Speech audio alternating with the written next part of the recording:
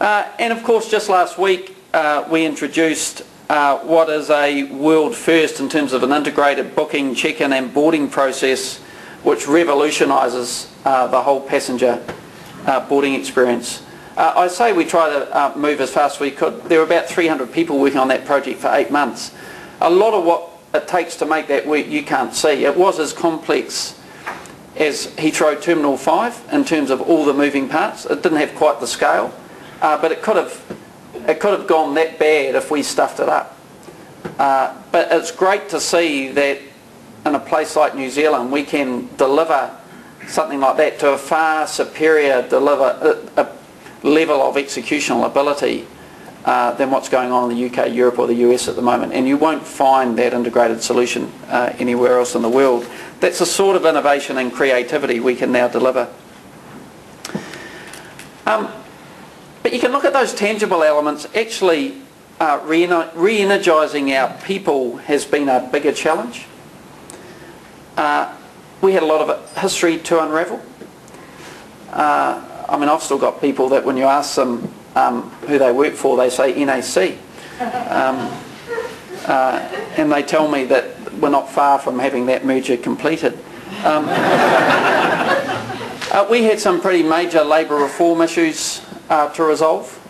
And at the same time, we wanted to get our people much more engaged with the business. It was difficult. It was a very, very difficult phase to work through. But we are emerging out the other side of that. And we do now have more engaged, more vibrant and more passionate people working in our business. Not everyone, but far more. And we're constantly trying to work with those that haven't quite got it, but we're also celebrating those that have. So we still have a long way to go, but we think that the progress is tangible. And we thrive off the encouragement we do get along the way. I seriously get far more compliment letters today than I get complaints. I was just lining up to get on the plane today and I had some woman who'd just come off a flight from Vancouver telling me how great the flight had been, and they always start by saying, I'm sure no one ever tells you how good it is. And it's quite a good little kind of sense for people to have, because then they keep telling me how great it is. But I do. I get about 3 compliments for every complaint that I get today. But we're not without our frustrations.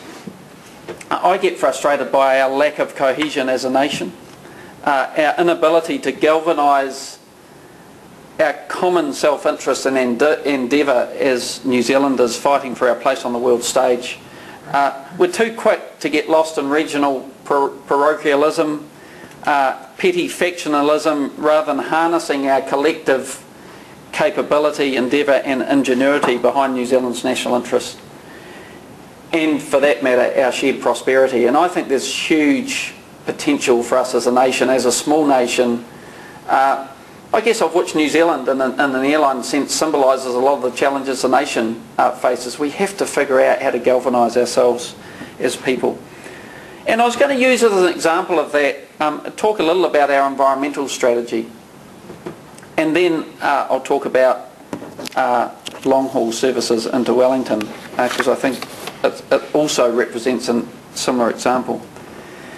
We've been a strong advocate at Air New Zealand for taking the environmental issue very seriously.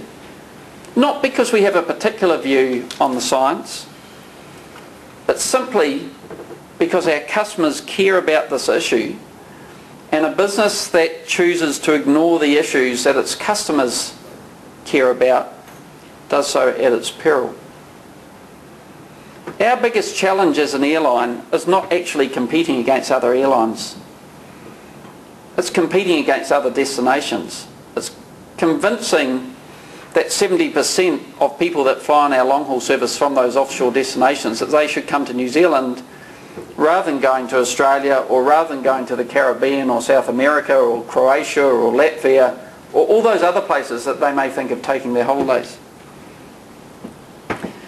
We have to convince people why they should come to New Zealand, and then we move to the challenge of why they should fly Air New Zealand.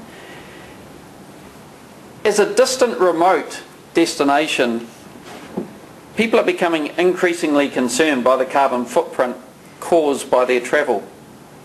There's no point marketing New Zealand as 100% pure destination if you have a sense that you have to fly on a big, dirty, polluting airliner to get there. It was summed up actually for me, and it was quite a kind of pivotal moment for me. I was in the UK talking to a journalist, and she said to me, she said, I'd love to come and visit New Zealand. I've seen the pictures, the beaches, the lakes, the trees, the rivers, all that kind of stuff. She said, but I couldn't bring myself to fly all that way on a jumbo jet. She said, to me it would be akin to going to a Greenpeace rally in a Hummer. And I spent the rest of the interview trying to convince her not to print that in her article. But interestingly, off the back of that, at that time, and that was a couple of years ago, I read in that same paper a piece of research that showed that 38% of consumers in the UK considered the environmental credentials of businesses before they did business with them. So that was emerging. We now see that same dynamic in a number of our markets, and people may think it's not yet in Asia. It is in Asia. We get those same questions and issues emerging out of Asia.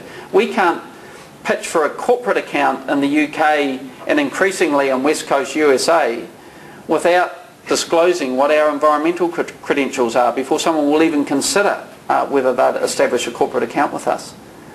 This stuff matters. It makes commercial as well as environmental sense to care about these issues.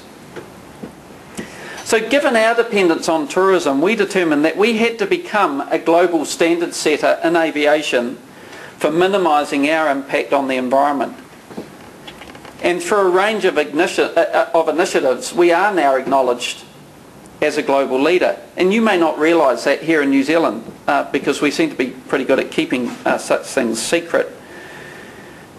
When we announced our intention to be the first airline in the world to operate a test flight in conjunction with Rolls-Royce and Boeing using what is currently perceived to be the world's most commercially viable and environmentally sustainable biofuel, which is jatropha, we made the front page of the LA Times. We were in the front section of the Wall Street Journal. I had a 15-minute interview on BBC World, a session on CNN, and I think we made 2 inches on page 6 of the New Zealand Herald. It's an Auckland paper for those that aren't aware of that. I'm not sure what coverage we got in the Dominion. But the world cares about this stuff even if we don't get the cut through at home. When we operated the first ever air traffic optimised flight across the Pacific in conjunction with Air Services Australia, Airways New Zealand and the US FAA to evaluate the potential for fuel savings if you could fly an optimal flight path, we spent the rest of that night as one of the lead stories, the top 2 or 3 stories on NBC and ABC News on TV across the US. We can't buy that sort of profile for New Zealand and Air New Zealand. I mean, our marketing budget when we deploy it in the US just goes nowhere. Yet that sort of profile gets inside the psyche of people's heads. We're only 1% of outbound tourism out of the US. We don't have to convince a lot of people that care about this stuff to think that New Zealand and Air New Zealand is making a real difference to have a material impact on the travel we can stimulate out of that market. That's the opportunity. We don't see this issue as a cost. We see it as a huge, huge opportunity for our country and for our airline. We think the prize is enormous for the tourism industry if New Zealand becomes a destination of choice for the environmentally conscious traveller. We're actually struggling for a point of difference as a destination, and this one is getting gifted to us on a plate. Tourism New Zealand have done a fantastic job around the 100% pure branding. If we could make that real, be fantastic. But that opportunity will be destroyed if visitors step off one of the world's greenest airlines into 100% pure New Zealand and get confronted by graffiti buildings or rubbish in the streets or polluted waterways or poor recycling practices or poor energy efficiency or high crime rates. And when I talk about lacking the collective will to get behind what really matters for the national interest, it's such a poignant example to me as we this opportunity is staring us in the face and we could lose it. I believe environmentally conscious tourism